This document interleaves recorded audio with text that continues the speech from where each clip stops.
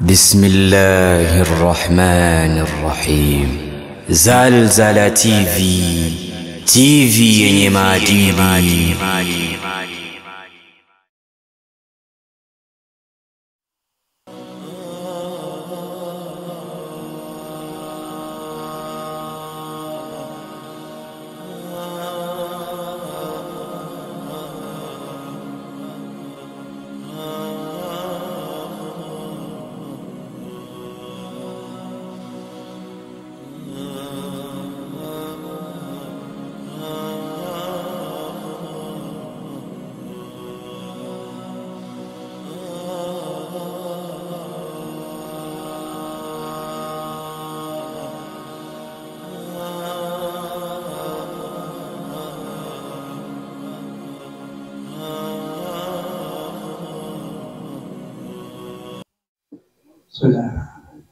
السلام عليكم ورحمة الله وبركاته. Amalkum yani murakume ndabakunda kuberana mashallah. Kwa hakika ni furaha kubwa kuweza kuungana na ndugu zangu ambao Allah subhanahu wa ta'ala amejenga undugu wetu kwa msingi wa la ilaha illa Allah, na hakuna undugu uliokuwa na thamani mbele ya macho ya Mwenyezi Mungu kuliko undugu uliojenga katika msingi wa la ilaha illa Allah. Na naomba Allah subhanahu wa ta'ala atujalie wale ambao watakaofanikiwa katika dunia hii na dunia na akhera kesho pia, Allahumma amin. Wallahi furaha kubwa, bali ni mapokezi ambayo sijawahi kupata maishani mwangu. Na Sheikh asema baada ya Jamaluddin ataletwa mgeni mwingine. Nataka ni mgeni anakuja pia wewe tena. Na naomba Allah subhanahu wa ta'ala atutilie baraka. Kwa hakika ndugu zangu Warundi, kabla hawajalifungulia nchi yao wamelifungulia nyoyo zao, na mimi sina la kuwalipa ila kuombea khairi katika dunia na akhera. Hapa mlipo naomba dua tatu, semeni amin. Dua ya kwanza, naomba Mola aliyekuwa juu ya arshi yake ajalie nchi hiyo nchi ya amani na khairi na baraka. Katika sehemu hii naomba dua ya pili, Mwenyezi Mungu atufungulie milango ya riziki sote. Na dua ya tatu, naomba Allah subhanahu wa ta'ala atujalie sisi na watoto wetu na familia yetu watu ambao walioshikamana na sirata al-mustaqim. Hizo tatu naomba Allah akubali katika kikao hiki. Bila kupoteza muda, nimewaandalia maudhui inayoambatana na mafanikio katika dunia na mafanikio katika akhera. Na maadamu kesho nitakutana na kina mama, nitazungumzia mafanikio katika akhera, lakini leo nataka nieleze mafanikio katika dunia. Allah amejalia kwamba atakayekuwa na hili jambo ambalo nitakaoeleza basi amefanikiwa hapa duniani na amefanikiwa kesho akhera. Jambo hili alihitaji kila mmoja wetu.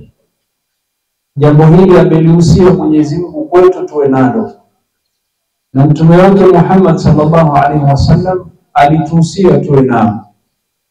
Mwenyezi Mungu amehusia wanadamu wawe nao, na kwa waumini pia wawe nao, na mitume wake pia wawe nao.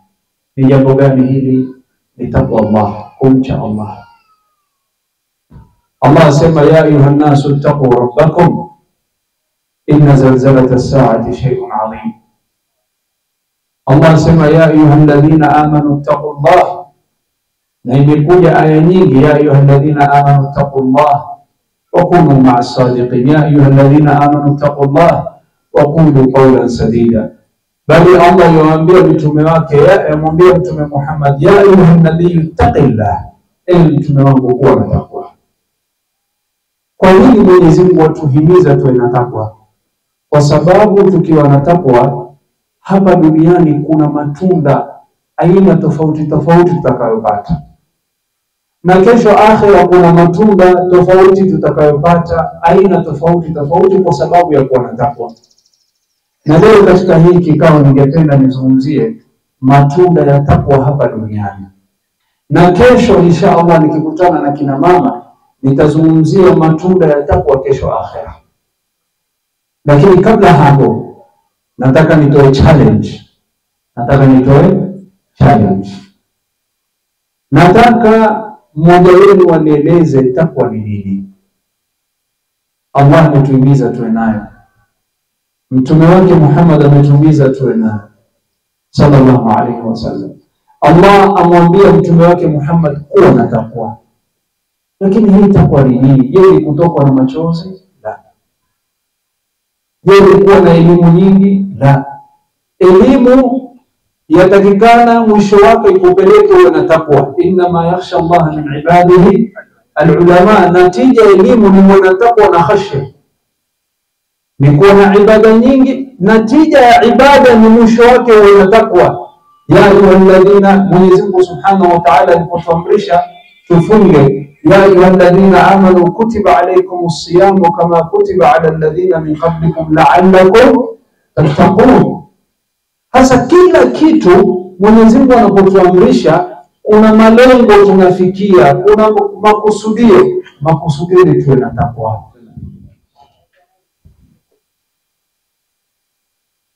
Assalamu alaykum wa rahmatullahi wa barakatuh. Wa alaykum salam wa rahmatullahi wa barakatuh. Takwa ni kupata yale Mwenyezi Mungu amekuamrisha na kuacha yale ambayo amekukataza. Allahu akbar, takbir. Kila nikienda mahali huchukua karibu watu 6-7 kufikia, lakini wakirudi mtu wa kwanza amejibu. Mama yuko wapi? Mwenyezi Mungu amjazae. Ndugu yangu Hassan Ligoje. Kuna zawadi Hassan atakupatia. Kuna dola 100 utapewa. Mashaallah. Swali lingine najibu mimi hapa. Walaima, hapo ndio pesa. Asante.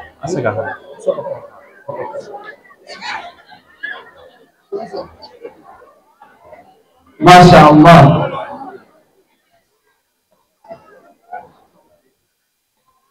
Mwenyezi Mungu ajaze kheri. Hii dola 100 ni kidogo kulinganisha na natija nitakayoeleza. Shehe tayari nimeshakuwa nayo hiyo dola 100. Kiambia sio ya mtaki.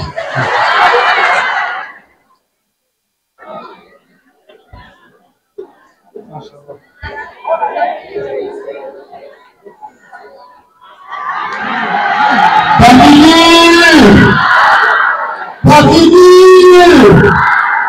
Raha siyaha. Sasa yajibu inshallah. Karibu Sheikh. Semeni mashaallah tabarakallah.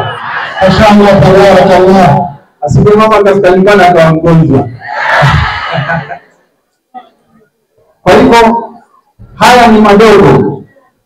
Wallahi hata ningempatia dola 10,000 pia haifikii matunda inayopatikana mtu anapokuwa na takwa. Allah jalla jalalu amejalia kwamba utakapokuwa na takwa kuna zawadi kemkem utapewa duniani. Na naomba msikize kwa nyoyo zenu wala si masikizi yenu. Na naomba yale mtakayosikia muyatekeleze, msiache hapa. Allah subhanahu wa ta'ala, unapokuwa na takwa ambaye dada yetu ametueleza, takwa ni mambo mawili. Fanya vile Allah alivyokuambia, achana na yale Allah aliyokukataza. Na Mwenyezi Mungu haangalii mengine. Mwenyezi Mungu haangalii rangi yako, Mwenyezi Mungu haangalii nchi yako, Mwenyezi Mungu haangalii umbo wako na uzuri wako, Mwenyezi Mungu haangalii lugha yako. Mwenyezi Mungu yakuangalia yale niliyokuambia ufanye, je, uliyafanya? Na yale niliyokukataza, je, uliacha? Hiyo ndio maana takwa. Na Mwenyezi Mungu yakupima kwa vipimo hivi viwili, if'al la taf'al. Nilikwambia fanya, ulifanya, alhamdulillah. Wa aqimu ssalah, simamisheni swala, ulisimamisha swala, marhaba. Mwenyezi Mungu akwambia wala taqrabu zina, usikaribie zina, uliepukana na zina, ulifitirishwa ukapewa mali ukadanganywa ukasema la inni akhafu Allah, mimi siwezi kufanya zina, ukaacha yale Allah aliyokukataza, japokuwa watu wanakuhuri wanakuvuta, ukasema la, sifanyi. Umekuwa na takwa. Yale ambayo Allah aliyokukataza umeacha. Anayekuwa na takwa kuna zawadi kadhaa Allah atampatia. Zawadi ya kwanza ni kwamba hautakuwa na uzito ila Allah atakufungulia njia. Hapa duniani tumeletwa kuonjwa, na kwa bahati mbaya wanadamu hawajafahamu kwa nini tumeletwa hapa. Liyabluwakum ayyukum ahsanu amala. Lakini kuna watu kwa sababu ya kutofahamu haya wametaka janna yao iwe hapa, na haiwezekani kwa muumini hapa iwe janna, lakini kwa si kwa muumini hapa ni janna kwake. Sasa wewe usitake janna hapa duniani. Ar-Rasul sallallahu alayhi wasallam asema ad-dunya sijnul mu'min wa jannatul kafir. Dunia hii ni jela kwa muumini kwa sababu amebanwa na amefungwa. Kuna vitu nafsi inamwambia ifanya, mtukane, mwibie, mpige, muoe, fanya zina, lakini hapa mimi duniani siwezi kufanya ninavyotaka, lakini kule nitafanya ninavyotaka. Sasa hapa ni bano muumini. Ama si kwa muumini hapa duniani kwake ni janna, kila anachotaka yofanya. Sasa wewe jiulize, wataka janna yako hapa ama wataka kesho? Sasa Allah subhanahu wa ta'ala amejalia kwamba hapa tutaonjwa. Utaonjwa katika kila njia, na utaonjwa katika mali yako, utaonjwa katika maisha yako, utaonjwa katika watoto wako, utaonjwa katika riziki yako. Asema Rasul sallallahu alayhi wasallam, yubtala almu'min fi nafsihi wa ahlihi wa mali. Mu'min hapa duniani ataonjwa katika nafsi yake, utaudhiwa, utapata maradhi, wewe mwenyewe wapata kudhurika. Kisha saa zingine inaingia katika riziki yako na mali yako, utaonjwa. Saa zingine inavuka mipaka katika familia yako, mke wako, mume wako, watoto wako, unaowapenda, wazazi wako wanaonjwa na waona, wasikia uchungu, na mitihani ya dunia ni mazito. Ar-Rasul amesema yubtala, mu'min ataonjwa. Hasa wewe ikiwa utaonjwa, wahitaji kila mahali Mwenyezi Mungu akupatie njia upate kupumua. Katika sababu ya Allah kukufungulia njia na wewe kupata kupumua kila saa ni pindi unapokuwa na takwa. Kwa ushahidi wa maneno Mwenyezi Mungu, wa man yattaqillaha yaj'al lahu makhraja. Makhraj. Kila unapofika wasema hii ya leo ni mazito, hapa nitatoka vipi? Kitu cha kwanza utakana una itakuwa. Wengine hudanganywa, siojua mtu fulani mpigie simu, siojua mtu fulani yajua kufanya sihir na nini, muendee. Hayo yote ni katika waswasi ya shetani.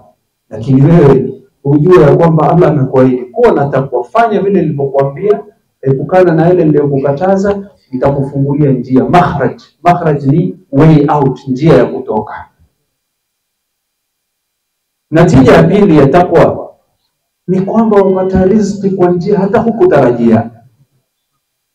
Wa yarzuqu min haythu la yahtasib. Natija ya pili ya takwa.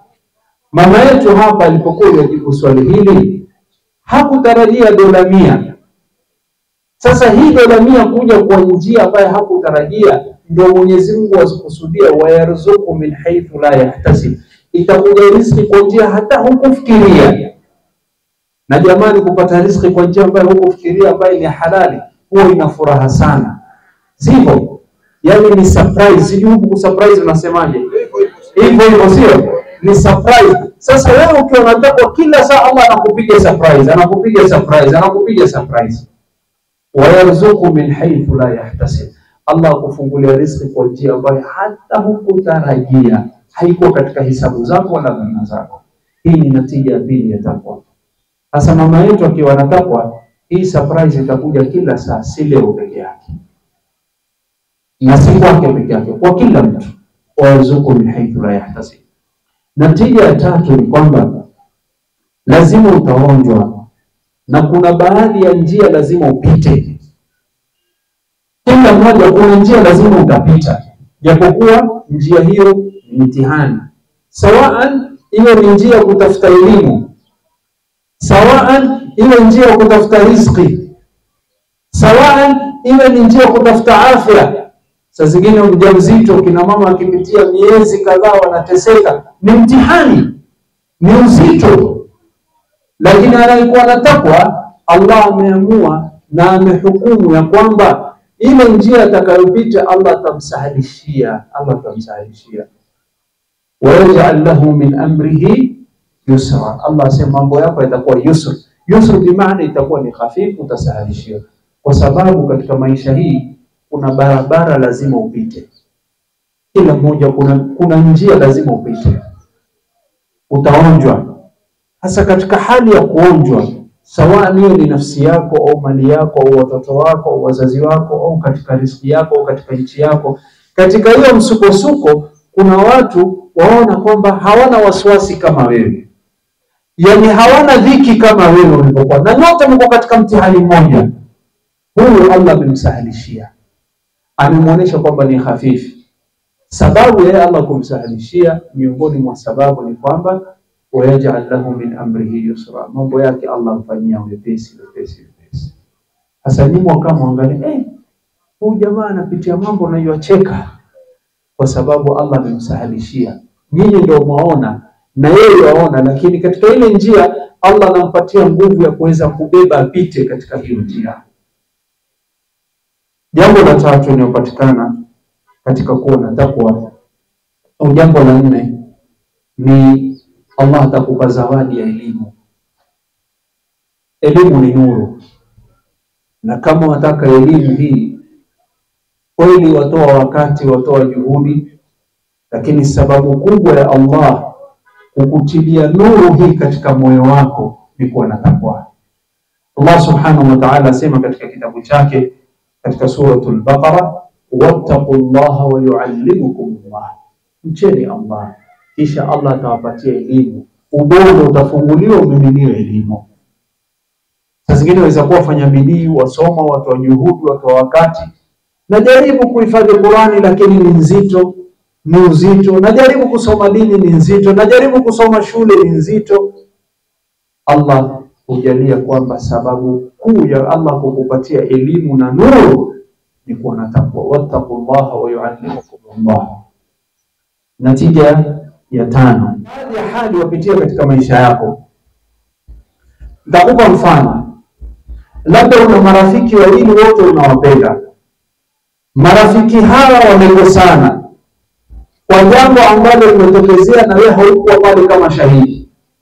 Huyu akaja akakueleza, akakuhadithia mambo yake kivyake ilipotokezea, na huyu amekuhadithia kivyake, na wewe hujui nani anasema kweli, sivyo? Hasa kitu kama hii ni confusion. Wahitaji Mwenyezi Mungu akubainishie mambo.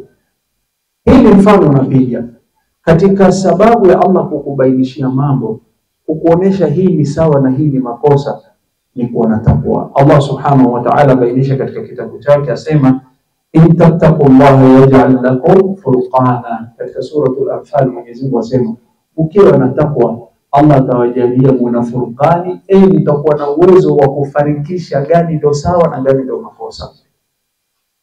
Na kuna mtu katika ummatu Muhammad sallallahu alaihi wasallam ambaye aliyepata kwa sababu ya kuwa na takwa, alifika daraja hii, akaweza kupambanua mambo, ajue hii ni sawa na hii si sawa. Hisi, yani kuna kitu ya kuonesha, mpaka Rasul akaridhia, akasema huyu amepewa nuru ya kipekee. Naye si mwingine ni as-sahabi al-jalil Umar ibn Khattab radiyallahu anhu arda. mpaka akaitwa Umar al-Faruq, kwa sababu Allah alimpatia furqan, alimpatia nuru ya kuweza kujua lipi ni sawa na lipi ni makosa, kabla saa zingine hata wahi haijashuka. Nuru hii Mwenyezi Mungu atakupatia ukiwa na takwa, na ukiwa na nuru hii ya kuweza kupambanua mambo, hakuna mtu aweza kuja kukuchezea. Hata mtu akija kukudanganya, sema unamdanganya, lakini najua kesho atajua tu.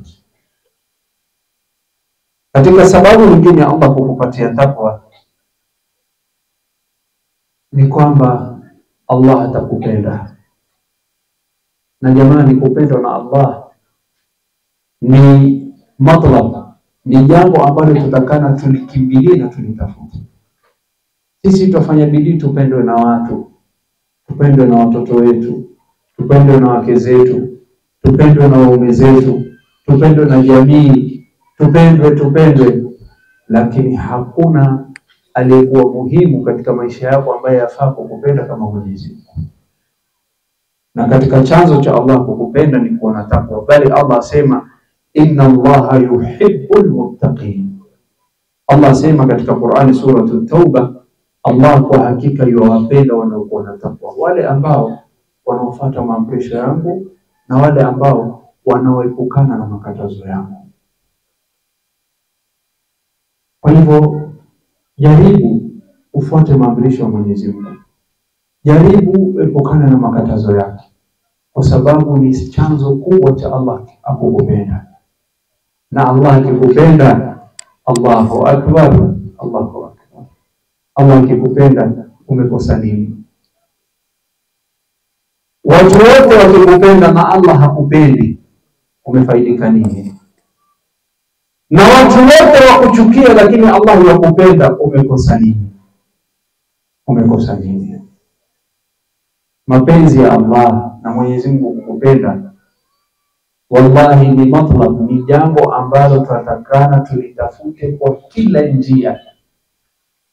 Katika natija ya Allah kukupenda, katika natija ya wewe kuwa na takwa ni kwamba Allah subhanahu wa ta'ala atakuwa na wewe.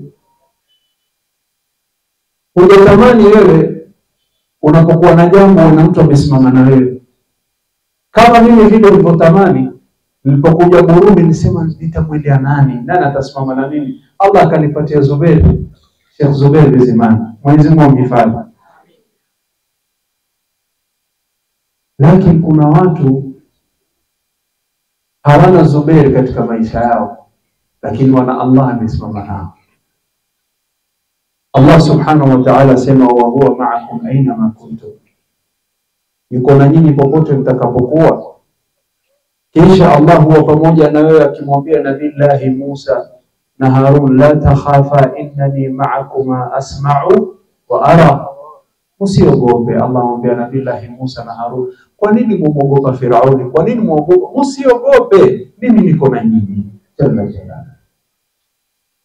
Katika natija ya Allah kukupatia takwa, wewe kuwa na takwa, ni kwamba Mwenyezi Mungu subhanahu wa ta'ala atakulinda kutokana na mitego unayowekewa na maadui. Uhalisia wa mambo na uhakika wa mambo katika dunia hii ni kwamba si kila mtu atakupenda, na si kila mtu atakutakia mazuri, na si kila mtu atafurahia mafanikio yako, bali wengine watavuka mipaka, hawatatosheleka na kukuchukia, bali watakuwekea mitego ili ufeli katika maisha. Hasa katika njia ya Allah kukuepusha na mitego uliyowekewa. Umekiwa mtego mahali, una mtu wa kutegea, adui asiyekupenda na asiyekutakia khair. Uadui wake haukutosheka katika kukuchukia, bali imefika daraja ameweka mikakati ili usifanikiwe. Sasa maadamu wako wanadamu katika dunia wako dhidi yako, na huenda kwamba hujawahi kuwakosea, bali saa zingine wacha kuwakosea, labda wewe mwenyewe ndio umewafanyia wema.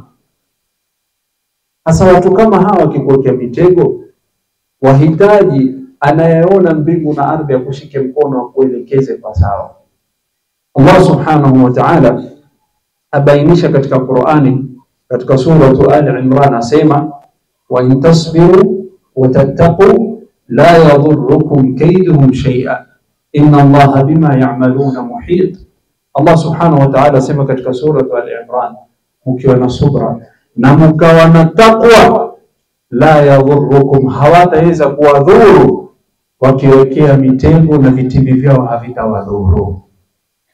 Hasa leo ukiwa umemadhuru watu ambao hujawakosea, watu ambao shida yako kubwa na wewe ni mafanikio yako, hawana shida nyingine.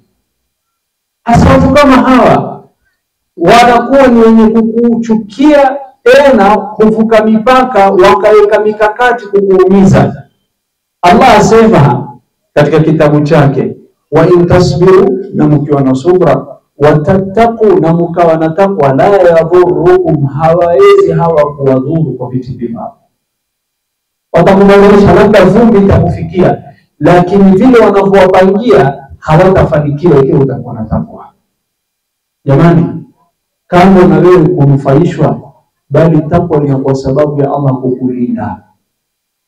Yaleti ni sababu wewe kulindwa peke yako unapokuwa na takwa, bali Allah subhanahu wa ta'ala kwa ukarimu wake na kwa wema uliokuwa nayo, Allah hukulindia watoto wako kwa sababu ya wewe na takwa. Allah subhanahu wa ta'ala aeleza katika suratul Baqara, وَلْيَخْشَى الَّذِينَ لَوْ تَرَكُوا مِنْ خَلْفِهِمْ ذُرِّيَّةً ضِعَافًا خَافُوا عَلَيْهِمْ فَلْيَتَّقُوا اللَّهَ. Ikiwa wewe una watoto wadogo ama una watu unawalea, saa zingine una hofu juu yao, mazingira si mazuri, saa zingine una hofu juu yao, maadui wasije wakawafikia. Allah asema sababu ya watoto wako kuhifadhiwa na kulindwa na Mwenyezi Mungu, wewe ukiwa na takwa pia watoto wako watakulindia. Ya Allah, ya Allah, ya laha min ni'ma, ya Allah, ya laha min ni'ma. Yani Allah kando na kukuhifadhi wewe kwa sababu wawajali watoto wako, Allah pia asema nachukua jukumu la kuhifadhi ikiwa utakuwa na takwa. Jamani, takwa ni bora kuliko dola 100, sio? Naam, ni bora kuliko dola 100, sio? Bila shaka. Bali wallahi ni bora kuliko bilioni 1, dola bilioni 1. Kwa sababu kwa dola bilioni 1 huwezi kupata hizi zote. Watukufu wa Islamu, kando na Allah kukulindia na kukuhifadhia, ukiona takwa inakuwa chanzo cha Allah kukuepusha na adhabu na misukosuko ya dunia. Kuna mitihani yatakukumba, na kuna gharqa saa zingine huja, mtetemeko wa ardhi, moto, manyumba kuchomeka, saa zingine ni mvua na mafuriko, waje kuangamizwa wewe ikiwa umelala na watoto wako.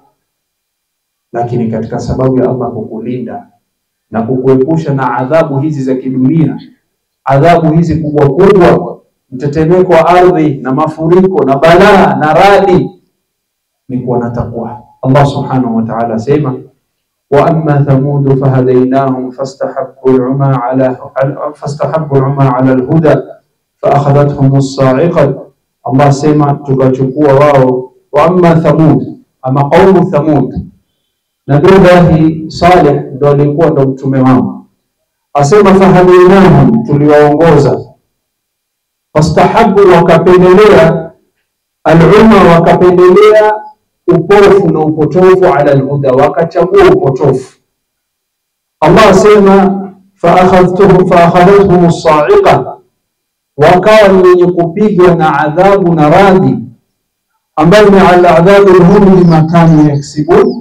Lakini katika qaumu Thamud kuna watu ambao waliokolewa katika sura Fussilat. Allah asema wanajjayna alladhina amanu wa kanu yattaqun. Allah asema tukawaokoa wale ambao walioamini na waliokuwa na takwa. Sasa qaumu Thamud walipoangamizwa, kuna kundi hawakuangamizwa. Allah asema wanajjayna, tukawaokoa, alladhina amanu wa kanu yattaqun, walikuwa na imani na waliokuwa na takwa. Haya ni faida mnayopata mkiwa na takwa hapa duniani. Ama kesho akhira kuna faida kubwa zaidi. Na insha Allah kesho baada ya asr tutaangazia, na namuomba Allah subhanahu wa ta'ala kwa haya machache aliyosema aiweke katika mizani ya hasanati yenu, na tujalie kama alivyosema Mwenyezi Mungu, kuna watu wakisikia natija inayopatikana tunapokuwa na takwa hapa duniani. Kwa haraka, natija ya kwanza, Allah subhanahu wa ta'ala atakufungulia njia katika kila shida. Waman yattaqillaha yaj'al lahu makhraja. Natija ya pili, Allah atakuruzuku kwa njia hukutarajia, wa yarzuqu min haythu la yahtasib.